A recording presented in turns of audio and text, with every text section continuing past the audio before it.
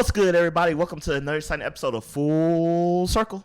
I'm your host, as always, Harmon Jr. Please feel free to find me at Harmon Jr. on all your favorite social media. So, everyone, I'm back from PAX. It was a long time. It felt like eons ago, but it's okay. That's why we're going to have a nice Thursday show. And I have a very special guest with me. We've actually collabed many times before. We had a charity stream not too long ago. We were on a panel at PAX East earlier this year, which honestly PAX West should have been a panel. Online, but we'll get to that. It's the man, you know him, you love him, Jesse Vitelli. How are you doing today, Hey, sir? I'm doing great. Thanks for having me. I always love collabing when we can. Always. So I was very excited when you invited me on. Oh, no, man. I have people don't believe me. I have a list of people because, I try to keep it new every week. And I'm just like, all right, I just go down the list. I just cross out the names, and your bell was rung. Hell yeah. I finally reached that part. But just in case people haven't seen all the amazing things you do online, who are you and what do you do? Okay. Well, my name is Jesse Vitelli. I'm a Libra. My first AOL screen name was Scooby1016. No, but that is a fact. But I'm an editor at primagames.com. You might remember back in the day getting a strategy guide, physical, when books were a thing. You remember books? Now we're a website because the books went away. But you can go find a bunch of really cool stuff at primagames.com. We do reviews, news. We still do guides. We do a lot of guides. And then if you want to find me on the internet, I'm just on Twitter at Jesse Vitelli. Nothing's fancy. If you find Mama Vitelli, that's me. You found me. I post a lot of garbage on the internet, but positive garbage, not negative garbage, but positive, but garbage nonetheless. We all know the internet was invented to be 99.9% positive garbage. Exactly. Doing the Lord's and so work. Yeah, that's me. That is me. But I am so curious about PAX West. I'm excited to get to that point in the podcast. Oh yeah, man. We're gonna kick the podcast off that because this week, as always, people got some exciting topics. We're gonna be talking about the Dreamcast as of today, as a recording. It is 22 years old. Yes, the Dreamcast is 22. If you're over 22, feel old. Honestly, not. Because if you're 23, 24, you probably haven't played the Dreamcast. Shame on you. Get out of here. Too young for that. But that's the end of the show. But before that, we're going to be talking about the PlayStation Showcase, which aired earlier today. And it was cool. We got thoughts. Maybe the coolest thing is since sliced bread. I don't know. If you ain't got a PS5 yet, bro, it is time. Let me just say that. It is time. Go secure the bag. I don't know how you're going to do it, but God bless you for trying. But before all that, PAX West. So, as I said earlier, me and Jesse collabed at PAX East, Camp PAX Online 2021, which was a good time. Yeah. I kind of like PAX Online. I think whenever we did it, time is irrelevant, right? It was 9 days long, the first PAX Online. It was 2 weekends and a full week. I think you're right. And then the last online they did, they were we're doing 4 days. And I was like, that's the way to go. No one's watching PAX for 9 days straight. But I enjoyed the online sort of panels. I think it's fun. You could just tune into Twitch and just have a whole day's worth of stuff to just have on in the background. But so PAX was in person this year, PAX West. And you went. And I went. Did you go all 4 days? I went Friday and Saturday because that's all I needed to, honestly.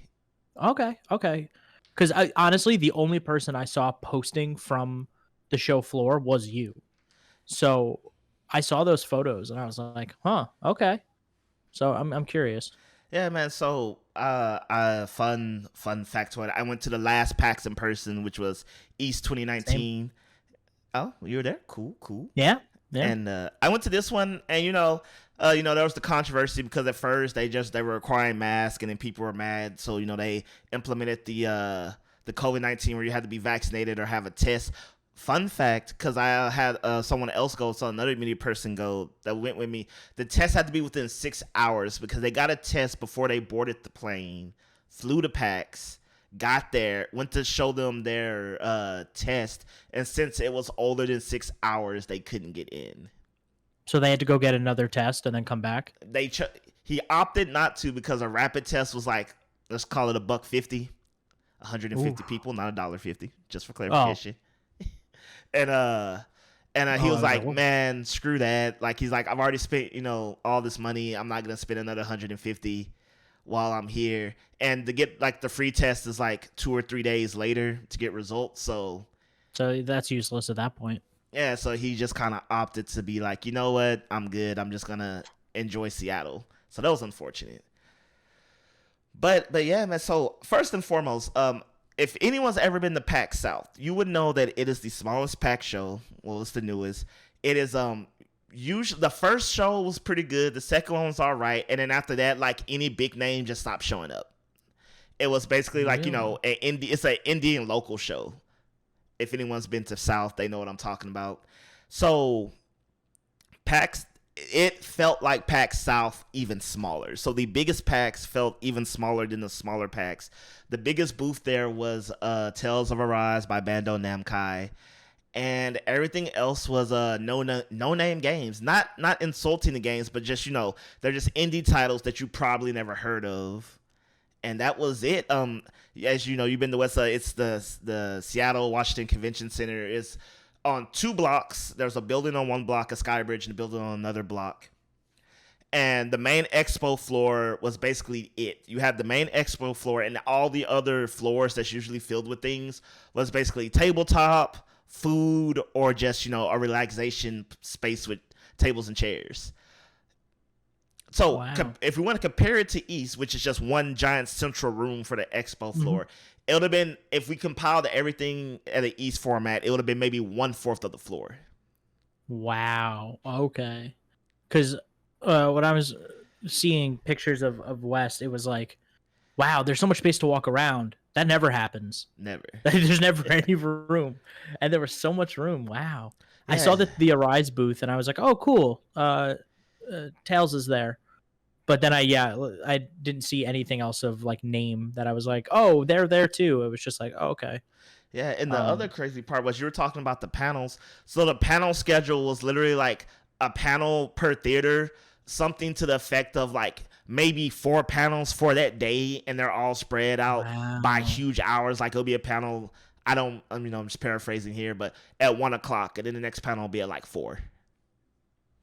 Damn, that's wild because like I think about like when they first announced that PAX West was going to be in person, and like everyone, the whole industry was like, oh yes, like we're going back to PAX, it's happening. Like we miss conventions so much, and then by the time like it actually rolled around, it was just like kind of like not a ton of people went. It sounds like most publishers didn't show, and so like I'm curious if in PAX's like eyes, like if that was worth putting on. You know what I mean? Yeah, in my personal opinion, I really feel like they would have benefited a lot more.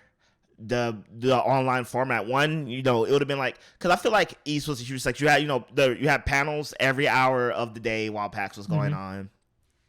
You In had like a 10 different rooms at a time. There's yeah, like at any given point there's like 12 panels happening. and you had from the well known triple A listers, if you will, to like smaller panels with more niche things going on. And here, it's just, I feel like from a fan perspective, like I heard people over talking, there was this guy who was like, oh, I want to try to get my money back, I feel like I'm ripped off. And and I get him, but at the same time, you kind of knew what you were getting into, in the sense that they didn't post the schedule. A lot of companies were very forthcoming and we're not going. Yeah. So, and yeah, I know that it was a full price ticket still. So I do Wow. feel for some fans that really feel like the ones that flew in, got a 4-day pass or what have you, spent all that money and basically got a con that you could, if you truly wanted to, could have did everything on day one. I honestly, I didn't play every game, but I physically saw every game that was there at the show. Wow. Yeah, That also like never happens. yeah, That because it is always like you end PAX and you see someone writing about some game that was there and they're like, I didn't even know that was there. I didn't even see that. exactly. And somehow it was like the best game ever. Like, it would have been the most exclusive scoop, and you somehow just never saw it. Yeah, but to be able to see whether it is play or just like you said, just like see everything on the floor in a day, maybe a day and a half, like that's a small show. Oh yeah, Like it's a small show for something that billed itself as a big show. exactly. And that's, I think, where the disconnect comes from. And that's okay. So I have a question for you. Sure. It's my podcast now. I'm going to ask you All questions. Right, go ahead. Do you feel like it was worth it to you? Like, are you like, yeah, that was a fun PAX West. Like, if they did this show again, with this in the same style that this one was, do you think you'd go back? So that's a loaded question in the sense that, like you work at Prima Games, but I'm very much, like a freelancer, just trying to make a name for myself. I have in some degrees, but I always like to tell people, I'm not, senior editor at IGN or nobody like that. So I feel like I'm at the same level as everyone else. I'm just out there trying to make it. And part of the reason I went is because, I knew a lot of people weren't going. This was going to be an opportunity to shoot video, make content that no one else was going to have. And on that regard, I was like, I can't miss this show. I still, at some point this weekend, I got to go through my edits, shoot some new footage, talking head type of stuff, make some compelling content. Oh, okay. No, that's great. So you did get stuff out of it. Okay. Yeah, that's kind of what I was curious about. Yeah. And if assuming, God forbid, we're still at this same exact moment a year from now, I would probably go again. But there's an asterisk to that statement. Now, let's say I do get hired by Fancy Joe Schmo outlet. Then no, I would not feel the need to go. My need to go was born from I want to be relevant. I want to be able to produce or do something that, makes me different apart from the crowd. Safely, of course, people, Of course. I'm vaccinated, have my mask, all the necessary safety precautions were taken, though I will fully admit there will always be a risk when attending an event like this in a pandemic as we are.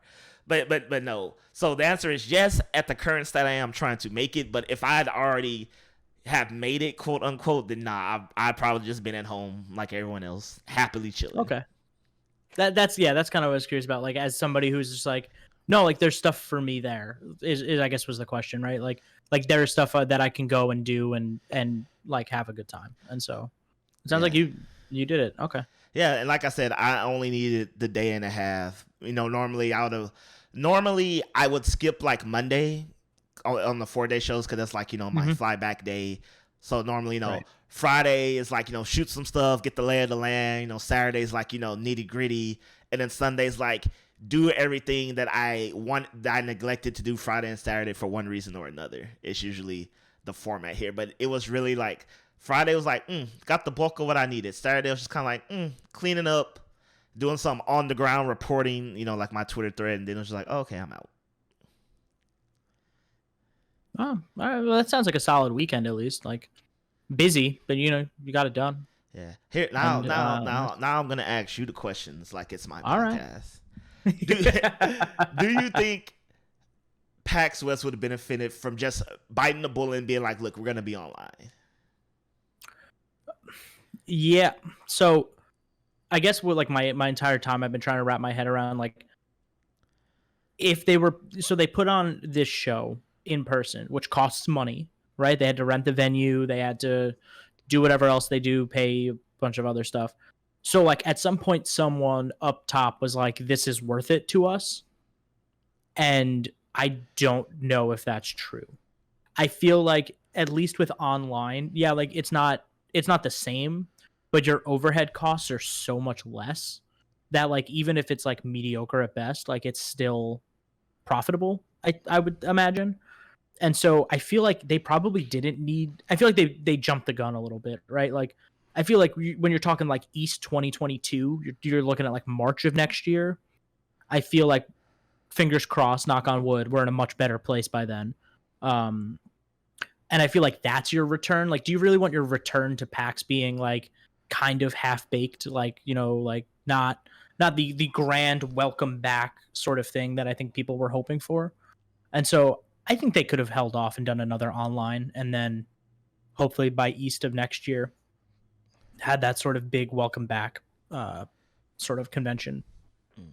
Yeah. So this is my gut opinion reaction. This isn't based off any research, but I just feel like, to me, it seemed like a case of we don't want to be wrong. Like, cause you remember East was like, oh, it's happening. It's going to be in person. Yeah. Mm-hmm. And then the plug was pulled on that. And then it was like, okay, West is happening. We promise. It's not going to do it. And to I guess in a way they didn't want to be wrong or look wrong. So they were going to go through with it no matter what, unless, the city itself. And in terms of profit, maybe they did profit. I don't know. I don't think they released that information. But it was kind of like, was it worth it though? And that's what I can't quite figure out, right? Like, I guess it's worth it.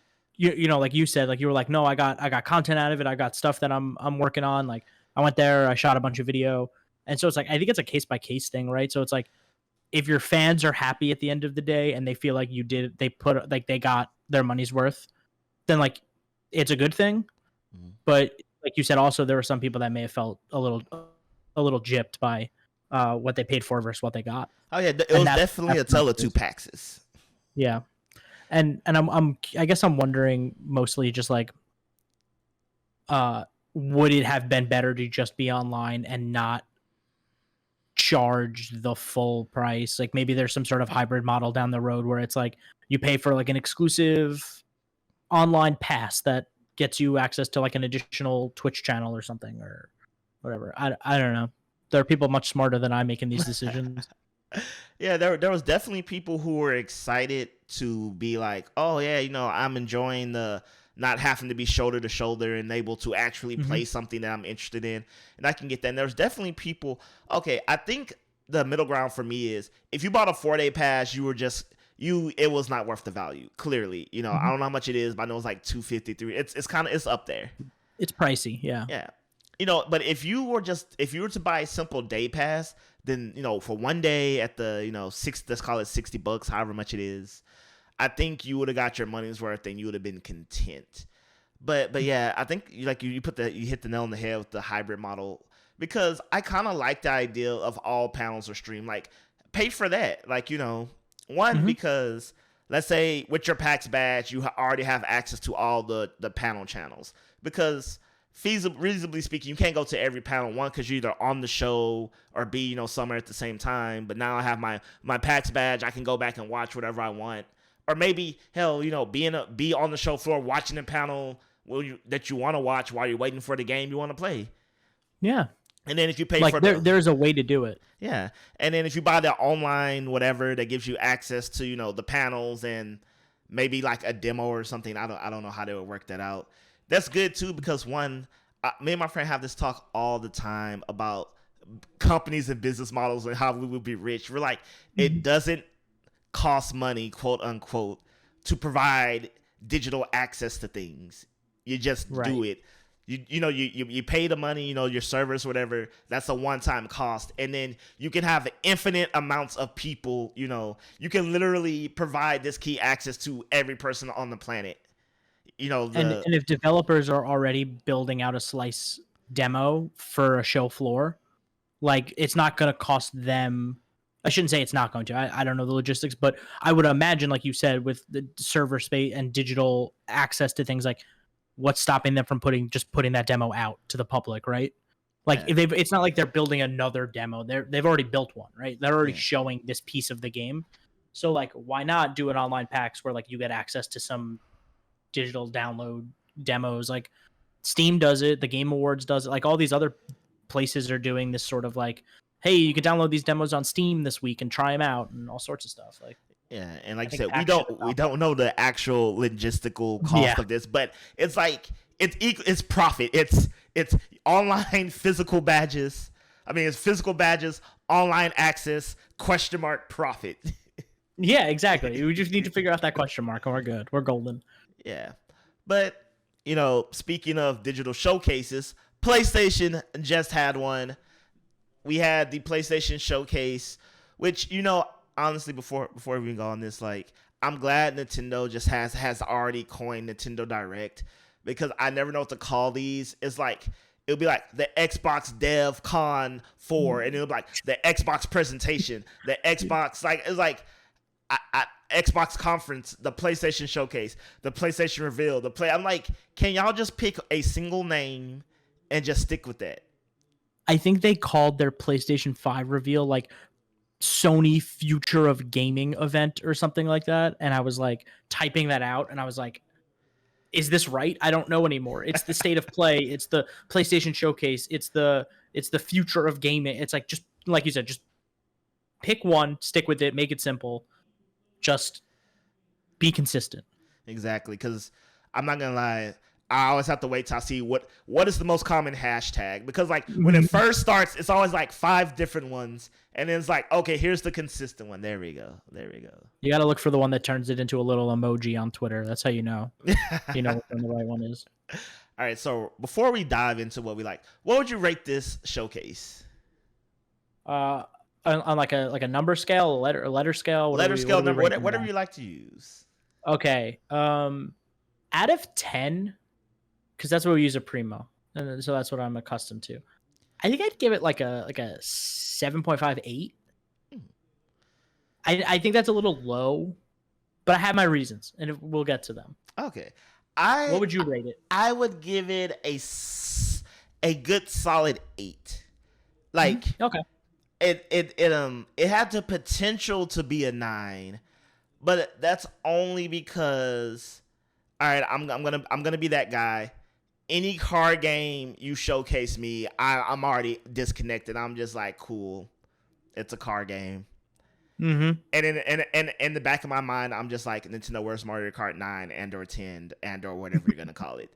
Every time like when people are flipping out about the Gran Turismo, it was like, oh, I'm like, okay, yes, Sean, I'm sorry, guys. I know people love it. If that's your jam, more power to you. But I will say this: showcases are all 8. In terms of big reveals, I'll give it a 10 out of 10. And what I mean by that is, every time we talk about the Xbox showcase, and people have been, so I'm this guy that's like, okay, how we all been praising Xbox and Game Pass, and giving them all the pets, all the love, singing hip hip hooray. I'm the guy that goes, Game Pass is great. Yes, we'll never argue that. Yes, duh. But once you look past once you look past Game Pass, I'm always like, what is Xbox really bringing? And to me, the answer is always a whole lot of nothing.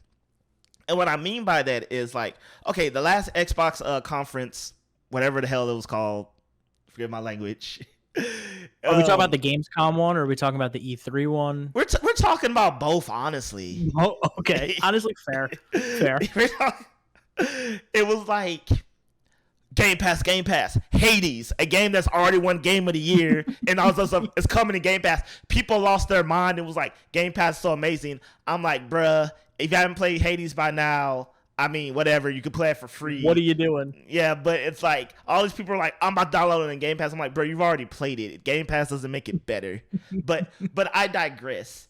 But that's always the narrative, what's coming to Game Pass, and it's usually a game you've already played, or B, was never going to play, or C, now you might actually play. But it's usually A or B. Right. And then once they stop talking about Game Pass, what do we get? Halo still happening.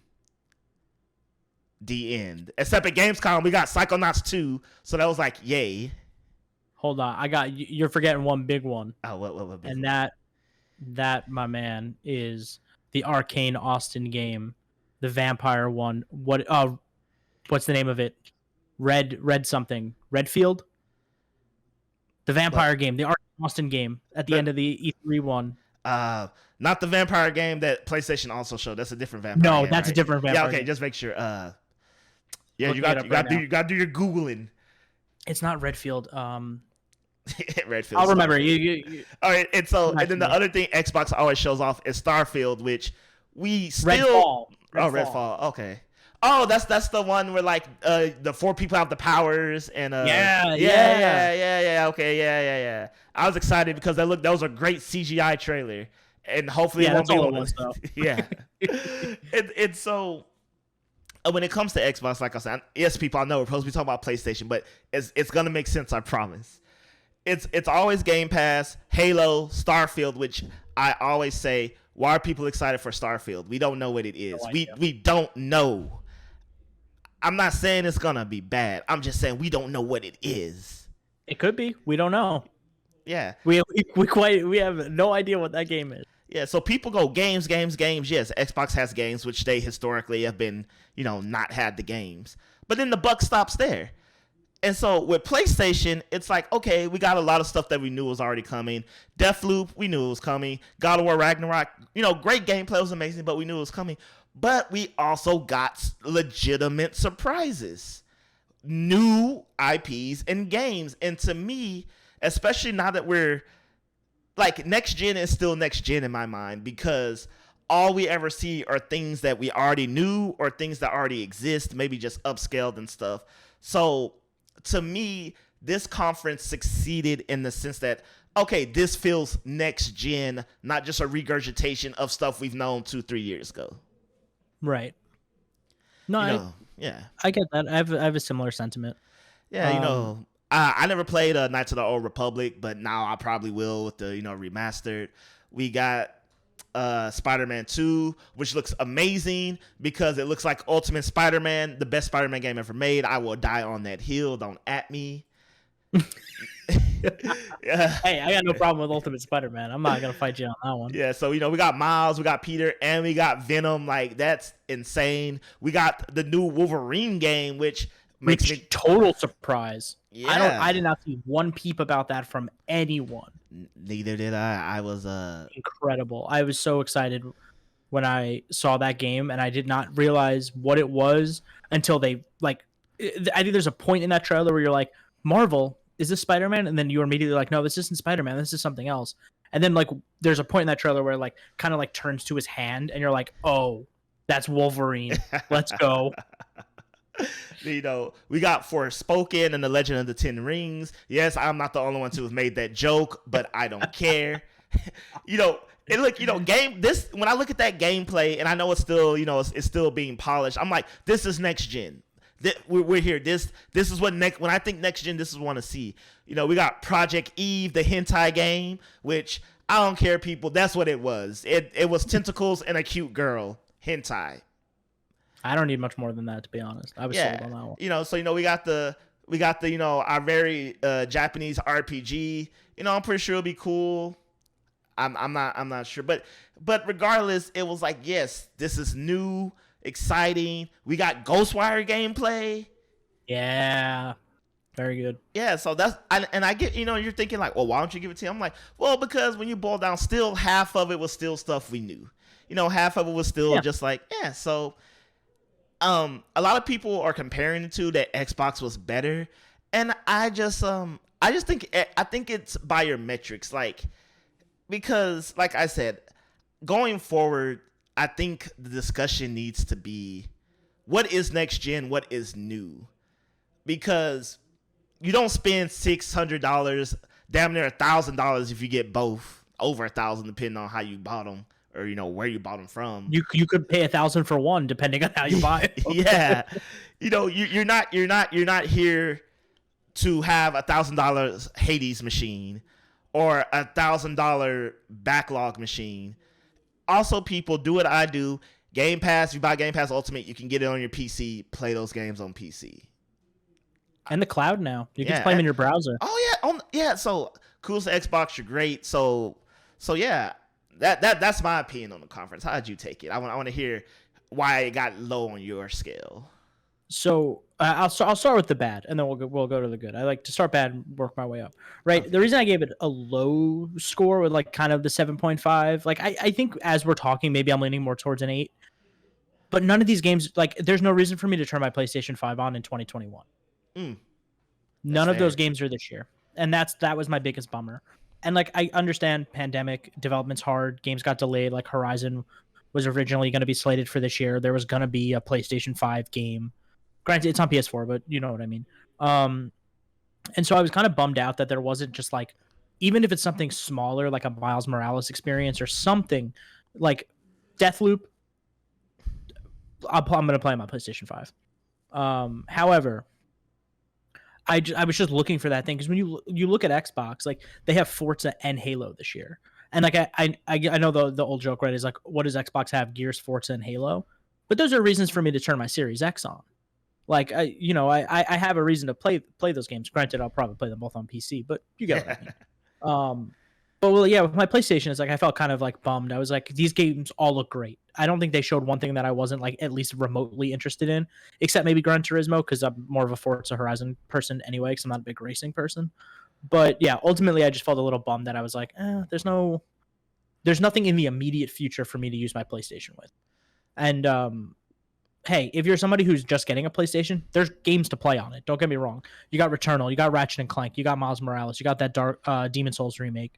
There's stuff to play, but I've played those, and so I was looking for what's next, and what's next is spring 2022, right? I think Forspoken is like the earliest game that was revealed at that showcase for your PlayStation 5. Asterisk. Yeah, and that's like if that hits that window. But what they did show, I want to play all of those games. And so that's why I think I'm leaning more towards an 8 is because like I don't think they showed anything that I wasn't excited about. Like Wolverine, yeah, granted that game is years away, but still, the fact that Insomniac's making a Wolverine game, when do the people at that studio sleep? I have no idea. Spider-Man 2, great. Forspoken, the facial animations look a little rough, but again, that game's got time to polish. Otherwise, the gameplay itself is like fast, it's frenetic, like that character's jumping all over the place. Also, I learned that game is being written by Amy Hennig and Gary Whitta and a couple other people. Wait, the world famous Amy Hennig? And I was just like, oh, okay. That's some talent. I actually didn't know that. Yeah. Oh, yeah. The PlayStation blog released a bunch of like information on Forspoken. The music's being done by Bear McCreary. Oh, we didn't even talk about God of War. They showed off a bunch of God of War stuff. That looked great.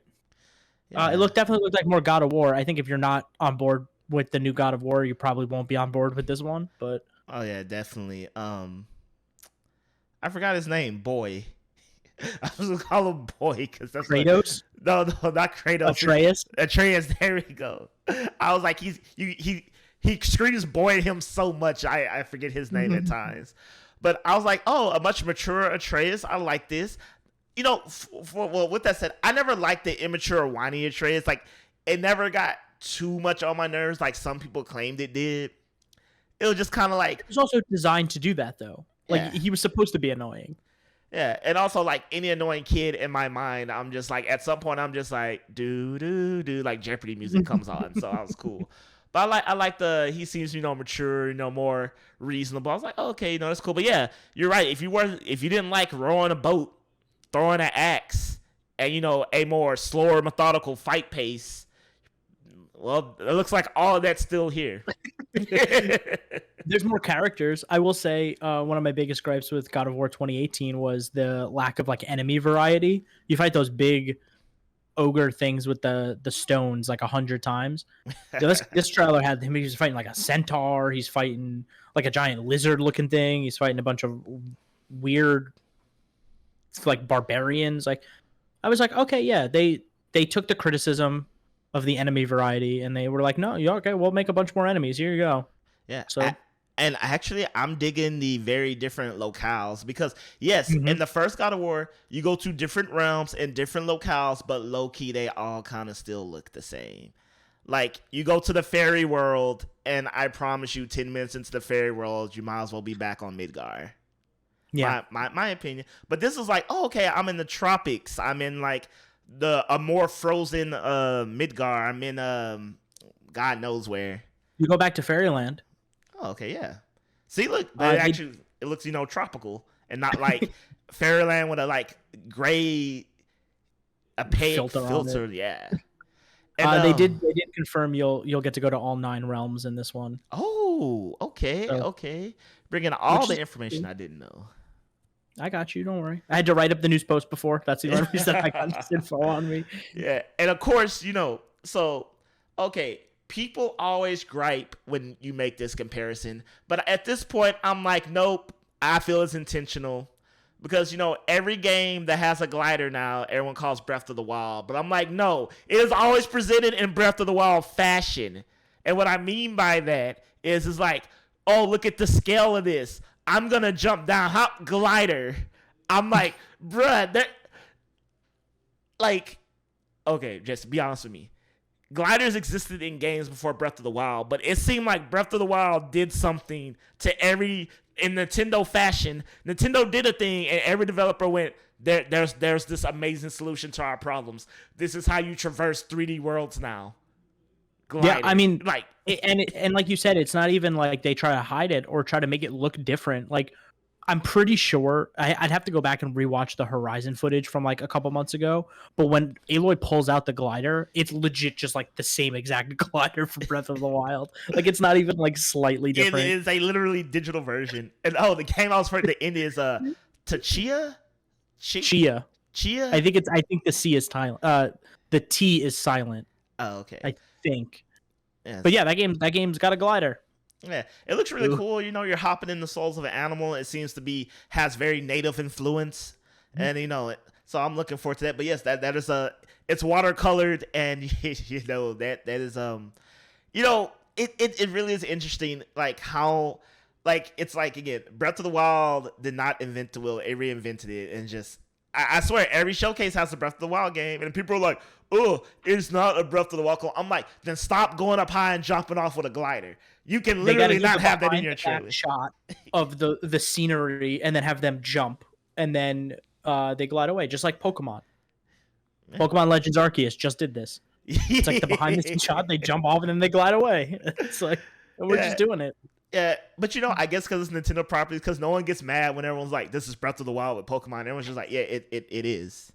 That's what everyone wanted, so everyone's like, "Finally, they're listening." But when other games, when everyone's like, "It's not." It's not. I'm like, bro, it is. It's okay. It's okay. Well, look, Horizon had a hard time because it came out like the week before Breath of the Wild, and everyone liked Breath of the Wild was game of the year for a lot of people. And nothing against Horizon, but they were probably like, "What did we do wrong?" And somebody said, "We didn't have a glider," and they were like, "You're right. That's how they got us. We got to put a glider in the next one." I'm really curious in Breath of the Wild 2, if Breath of the Wild 2 comes out and they do a thing and I start seeing that thing, I'm going to be like, okay, people, at this point, no more excuses. Robot dinosaurs. That's what Breath of the Wild is going to have. It's going to have robot dinosaurs. It kind of technically did. Those Guardians are pretty close, I guess, right? Yeah. If there were like mini Guardians traversing the land, okay, well, there are. Like little raptors. Yeah. There you go. Breath of the Wild 2 is just gonna harp off of Horizon and still win Game of the Year. Oh yeah, it's okay. I will say this. Everyone harps on Nintendo games when they win Game of the Year. But I'm just like, but I mean they kinda deserve it. Like, okay, for example, when they don't deserve it, they don't win. Mario Odyssey was a great game, but Mario Odyssey didn't win Game of the Year when it came out in whatever year that was. I mean, it probably... the same year as Breath of the Wild. Well, doesn't help my argument. But my point is, like, okay, when Mario Galaxy won Game of the Year, I remember people being like, it's just a Mario game, of course. I'm like, no, Mario Galaxy is not just a Mario game. It transcends gaming. It's just, it's what they do. So when Breath of the Wild 2 comes out, and if it's amazing and people give it game, I'm just gonna be like, yes, because it deserves it. And Breath of the Wild deserved it. Yes, it's not a Breath of the Wild podcast, because I hate open world tower climbing games. I really do. I hate that formula. I don't hate you, Far Cry. I don't hate you, Assassin's Creed. I just hate doing that. That's fair. But Breath of the Wild gave me a glider and cool stuff to look at, so it was like, yeah, this works now. So, you know what? Why doesn't Far Cry 6 has a glider in it? I know it. They just haven't shown it to us. Does it? It definitely does. Oh, yes. I don't know. I don't know, like, if they've shown it, but, like, if not, it has the wingsuit, right? Like, all the other Far Cry games have had wingsuits. Mm-hmm. Like, they've got some equivalent. They want you jumping off the highest points you can find and flying around. I hope it. I hope. I want it to be so on the nose. Like, it's gonna be like a little green stamina wheel next to your character when you're gliding. Oh yeah, it's such a ripoff. You're gonna be like, I'm running out of stamina. I gotta drop. But I guess you're right that because I was thinking about this. If you really think about the rest of this year, I think the best days are already behind us, Okay, so we got Far Cry coming out. We got Deathloop coming out. We got Metroid Dread, which in my mind will probably be a big Game of the Year contender, honestly. It's possible. I'm not a big Metroid person, but the hype I see around that game makes me believe that if that game delivers on what people like are just expecting it to, not even if it goes above expectations, if it just like hits the bar, I think that game is a Game of the Year contender. Oh yeah, definitely. I'm a big Metroid guy, and it's one of those franchises where I feel like it's always done with the utmost care. So in my mind, there's like no conceivable way it could just be bad. Right. But it's like, but what? Okay, excuse me, people. I know there's those best games that no one's playing type of games, and like the Forgotten City. I'm not gonna play. Very good. You should play the Forgotten City. It's a very good game. Case in point, I'm a sicko. I'm a Forgotten City sicko.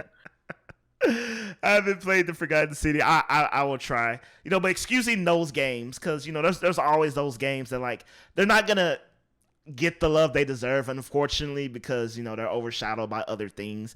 But in terms of the bigger productions, I'm just like, what do we have the rest of this year? We have Halo, which I'm not gonna lie, I'm kind of lukewarm on. I feel like it will be a great multiplayer experience, but does that mean it's a great game? That's a great question, considering the fact that multiplayer is free to play and completely spun out of sort of its own thing.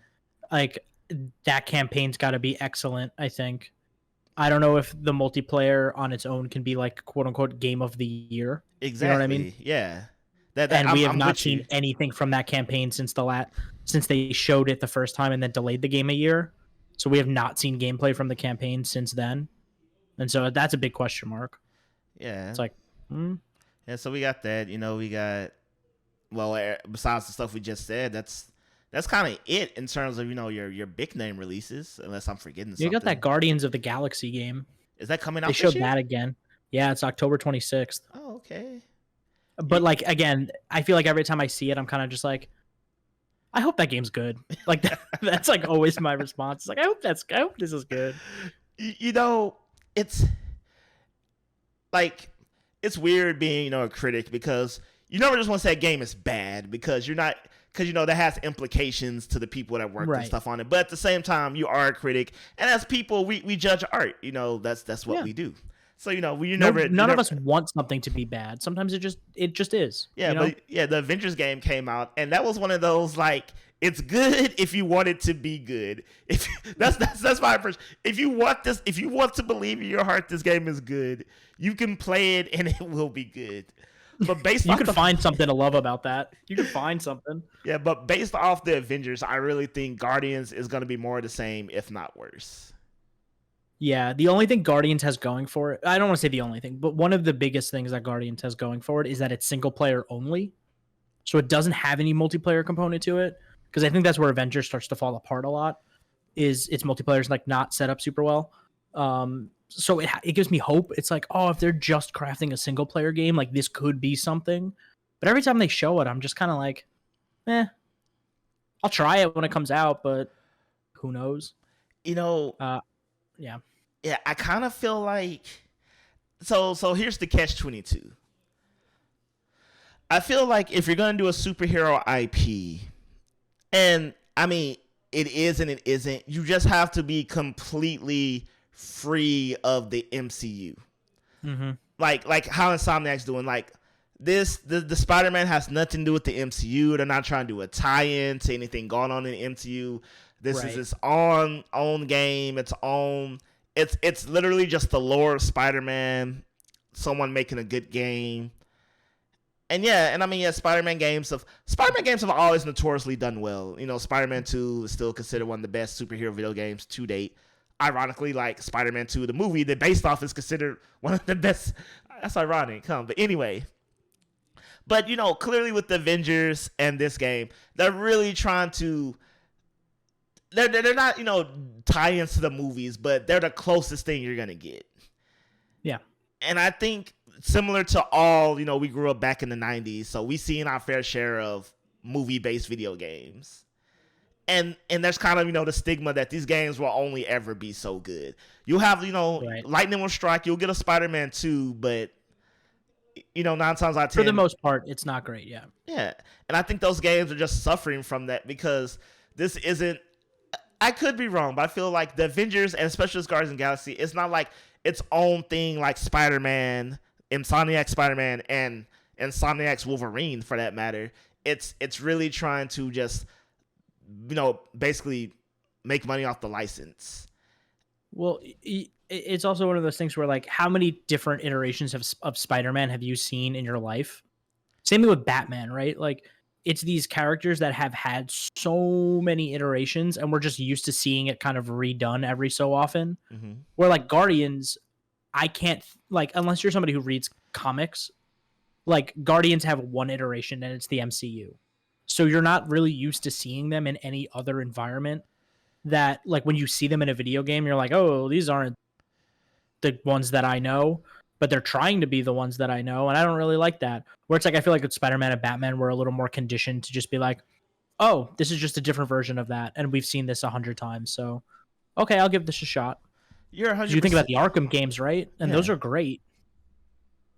Yeah, I mean, you're 100% right, man. I mean, it's like we know Peter Parker, we know Spider-Man, we know the lore. We don't need to. Mm-hmm. I mean, the game's gonna tell it, of course, but we don't need to be introduced, like I said, and it's not trying to be like anything, like tied to the MCU or anything, because we know this, versus like you said, how many people really know or deep cut on the Guardians like that, right? Because these aren't even like the Guardians that we know are the MCU ones who aren't the original members anyway. They're the ones that they chose over the years, yada yada yada. And and same thing with the the Avengers, because the Avengers is like literally like any Marvel superhero at some point, but clearly they chose the ones from the MCU, from the movies, and the popular ones, And from what I saw, are you just Peter Quill the whole time? Yes. Oh, God. They've come out and said that you're just Star-Lord. You can give your teammates, like, commands on the battlefield, but, like, you only ever play as Peter. That's a missed opportunity. Yes. You play as the least interesting of all of the characters. Not to say that Star-Lord isn't interesting, but when you have a choice between a thing called Rocket Raccoon and a big tree, I think I want to play as the big tree. Yeah, I think that's where I lean. Yeah, and I don't know, man. A talking raccoon, bro. It's just like, regular person, a raccoon with a giant gun. I'm and a goatee. Oh yeah, new goatee. Just so you know, it's not your MCU Rocket. This one has a goatee. It's not Bradley Cooper. But before we end the show, we gotta talk about one special guest. The Sega Dreamcast is 22 years old today. Woo! Take your shot. Happy birthday. Happy birthday. And I always tell people the Dreamcast is actually one of my favorite systems. Truth be told, I'm not even gonna lie. I genuinely enjoyed my Dreamcast. I have fond memories of playing Crazy Taxi with friends. It was just a thing to play. I thoroughly love and enjoy Sonic Adventure 1 and 2. You deserve the remake, not Sonic Colors. Sonic Team, Sega, whoever made that decision, you chose wrong. I'm sorry, you chose poorly. Sonic Colors is only good because it stands next to garbage. These are some hot takes I wasn't ready for. But I'm here for them, I know. Okay, again, because it's like, Sonic Colors is Sonic Colors is a passable Sonic game, which that's sad because the bar for a good Sonic game just means you function as a game. Whereas I feel Sonic... Okay. Yeah, I follow you. Yeah, where I feel that Sonic Adventure 1 and 2 are genuinely iconic. Everyone remembers vividly the first time we saw the Orca chase Sonic and you played the demo at GameSpot or GameStop or Walmart or Kroger or wherever you got games demos at the time. Everyone remembers playing Emerald Coast, on the demo, and it's just something just engrilled. If you play games between 1998 and 2002, you play Sonic Adventure 1. Mm-hmm. Everyone has fond memories of Sonic Adventure 2 and the remake Sonic Adventure 2 Battle on GameCube. Hell, they were in on the remakes before it was cool. And, those games, Shadow the Hedgehog is a fun, lovable character in the lexicon of games. People grew to love Knuckles. Knuckles is black started because Sonic Adventure 1 and 2. I'm serious, people. If you want to know why people all say Knuckles is black, it's not because of the cartoons. It's not because of anything in the Genesis days. It's specifically because Sonic Adventure 1 and 2. I feel like those games are culturally iconic, and the fact that they chose to remake Sonic Colors baffles my mind. Soapbox is done. Sega Dreamcast. Honestly, I'm just thinking about Pumpkin Hill. Exactly. That music when you're flying around as Knuckles. Oh, that track is so good. Right? And they've remastered Sonic Colors. Yeah, you're right. It's Sonic Adventure 1 and 2. Come on. What are you doing? Now I'm thinking about it. I'm like, yeah. I like how you're like, that's a hot take. And then I go on my soapbox, you're like, wait a minute.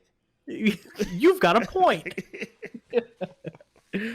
Oh, man. But, it's funny because if you look at the Dreamcast, it's kind of like the Xbox in the sense that it was more advanced than everything around it at the time, but it kind of came out a little too late and or early, depending on how you look at it for the time. Yeah.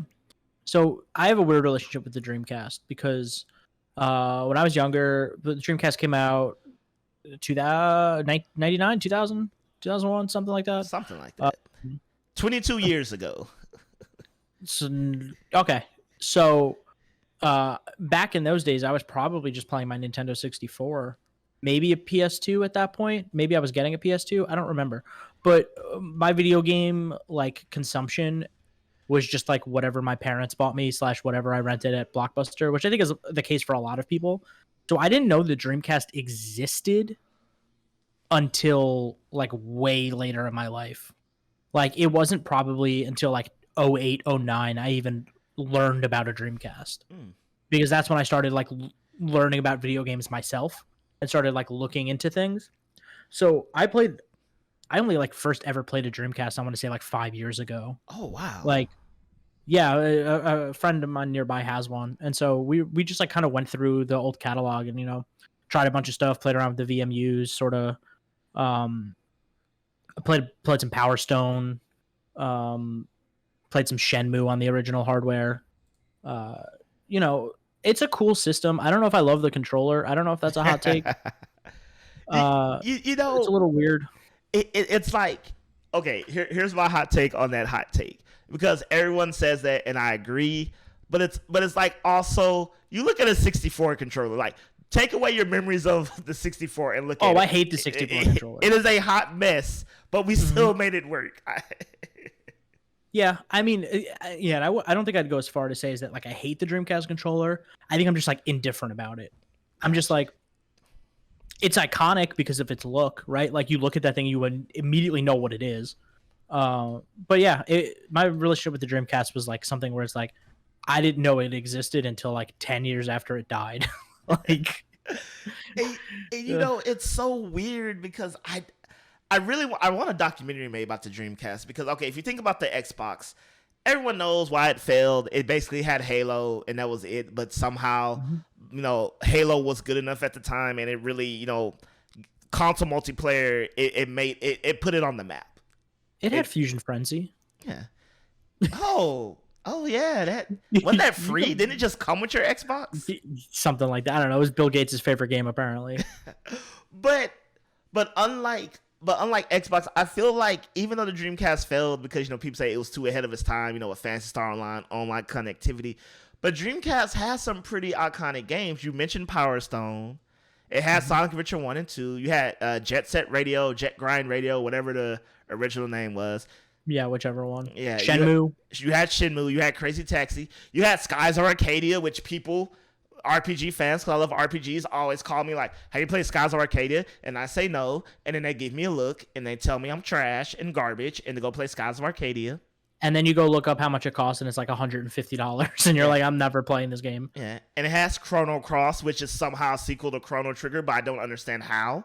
But apparently, I don't understand it. I don't understand that either. I'm too afraid to ask. Yeah, and so if you look at all these iconic exclusives having online capability back in those days, and everything, it doesn't make really any real good sense why the Dreamcast should have failed, in my mind at least. I know, like you said, a lot of people had your experience. They never had one. They never owned one. They never got to playing it. So I wonder, was it like a failure in marketing? Was it too pricey at the time? Because I mean, we just listed 7, 8 iconic best games, in the best games ever list. I wonder. We always look back on things with rose-colored glasses, right? For the most part, That's true. and I'm trying to think of like games that were coming out at that time versus what was on the Dreamcast. And like, sure, we look back on the Dreamcast now, we're like, how did this thing fail? These games are great. I I can't speak from experience because I didn't own a Dreamcast, but I wonder, like, did people love these games as much as they do now?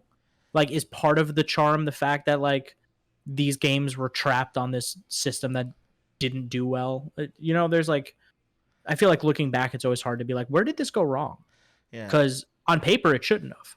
Yeah, I mean, I guess the competition just snuffed it out. You had the N64, which was just the heavyweight at the time. It just is. Mm-hmm. And you have the PS2, where you had your mature for the time content, and a lot of shift. Where you had your Resident Evils and Metal Gear Solids and these other what would be considered now the classic mega franchises just starting out and things. And so, I mean, yeah, I mean the competition was stiff then. But also, because, someone brought up an interesting point about the PlayStation 2. Some people consider it the greatest console ever made. It has a literal endless library of mega hits. But someone said, you realize the PlayStation 2 just had games. And yeah, we remember all the great games, but for every great game, there were 5 more garbage games on the console. Mm-hmm.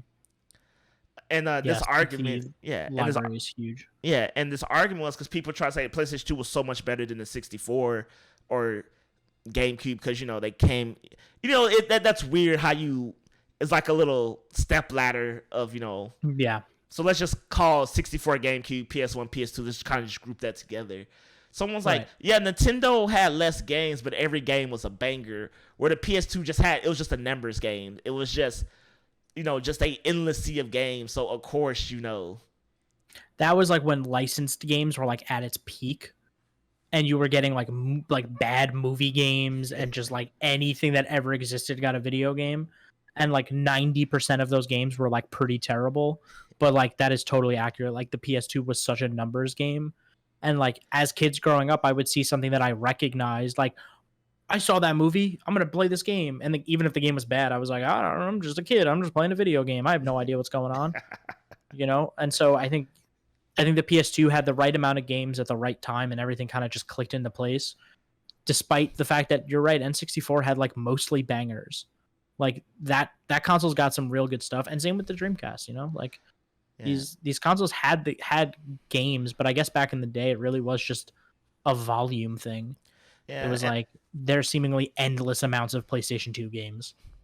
Yeah, I guess if I'm again, I'm not doing any historical study here, but if I'm comparing the 64 to the Dreamcast because they were like direct direct competition with your Nintendo, Sega, the rivalry is old as time. I guess Nintendo, besides their games being just absolutely mega fire good, everything was name notoriety. You know what Mario is, 007 GoldenEye, Donkey Kong, Mario Kart. Yeah. Hell, even Glover.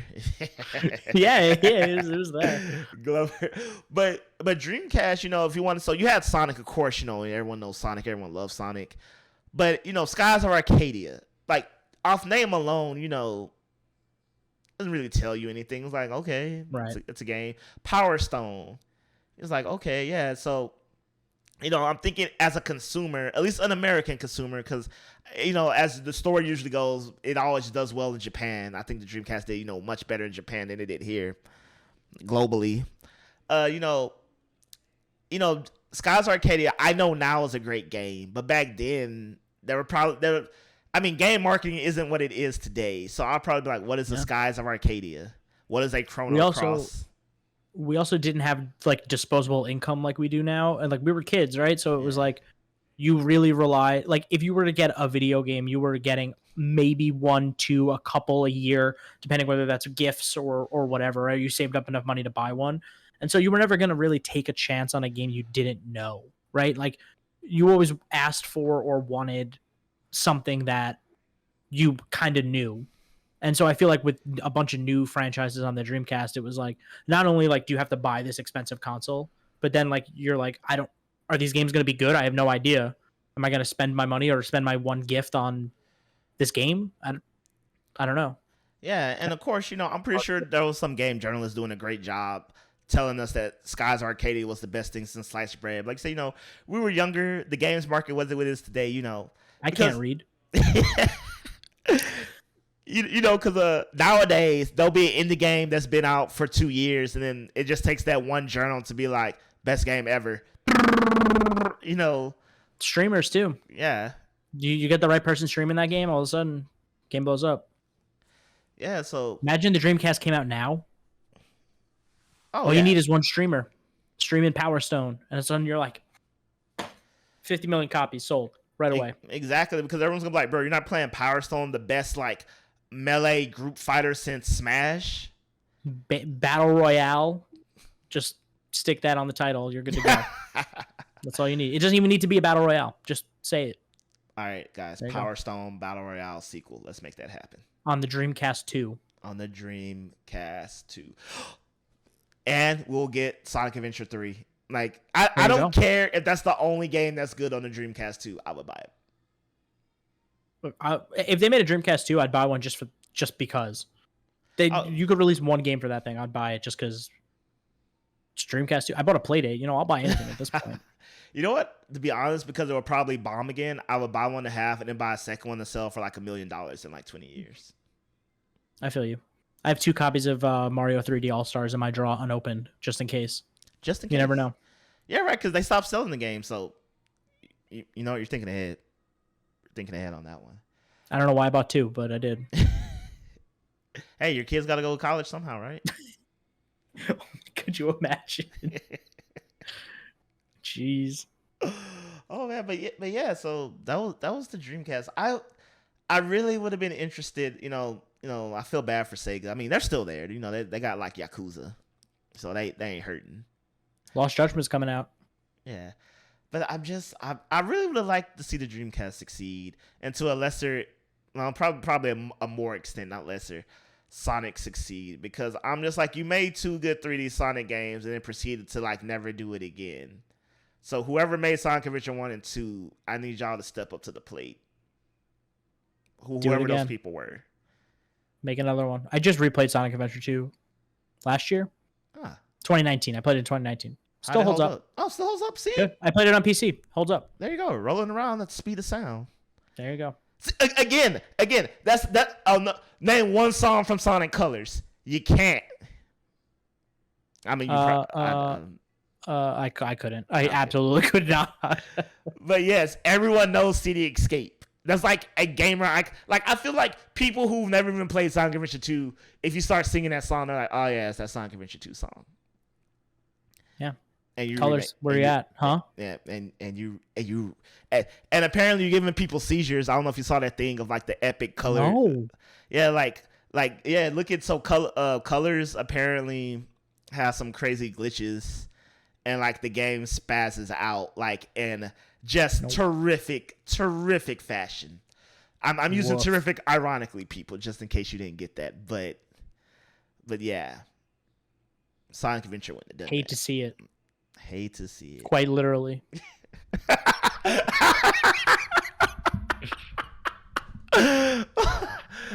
That went over my head. I'm glad. And with that, sir, where can people find more of these wonderful takes and interact with you online? If you want to interact with me online, you can find me at Jesse Vitelli on Twitter, Instagram, Facebook. I'm on all social media. I really primarily use Twitter. You can find my writing at Prima Games. I think I wrote a story not that long ago about that 2 Point Hospital Sonic collaboration. And I think the headline was something like 2 Point Hospital Sonic collaboration proves Sonic fans are sick or something like that. So if you want stuff like that, go to primagames.com.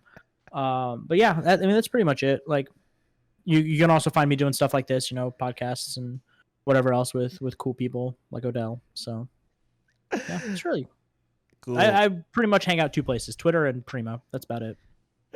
Oh man, good stuff.